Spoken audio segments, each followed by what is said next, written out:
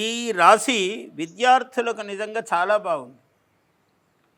పోటీ పరీక్షలలో ఎందుకంటే ఈ సంవత్సరం ప్రారంభం అవుతున్నప్పుడు మిథున రాశిలోనే గురువు ఉన్నాడు బృహస్పతి.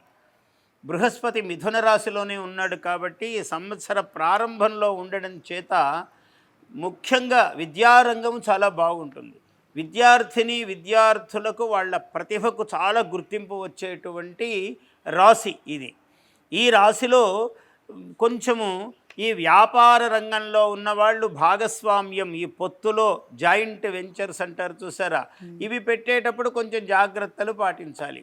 మిథునం కాబట్టి కొంచెము ఆ తూకాలు సరిగ్గా వేసుకోవాలి. ఎలా ఎక్కువ పెట్టుబడి పెట్టేటప్పుడు అవతలి వ్యక్తి సరి అయిన వాడా కాదా, నువ్వు పెడుతున్నది సరిగ్గా పెడుతున్నావా లేదా, ఇలాంటి జాగ్రత్తలు తీసుకోవాలి. ఈ రాశికి కూడా ఈ వాగ్దోషం అనేది కొంత ఉన్నది. వాక్కు విషయంలో వీళ్ళు కూడా కొంచెం జాగ్రత్తగా ఉండాల్సిన అవసరం ఉన్నది.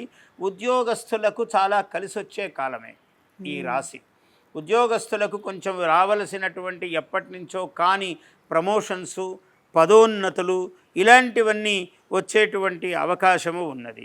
స్త్రీలకు కూడా ఈ రాశి చాలా మంచిదే. ఆడవాళ్లకు అన్ని రంగాలలో కొంచెం కలిసి వచ్చేటువంటి రాశి మిథున రాశి.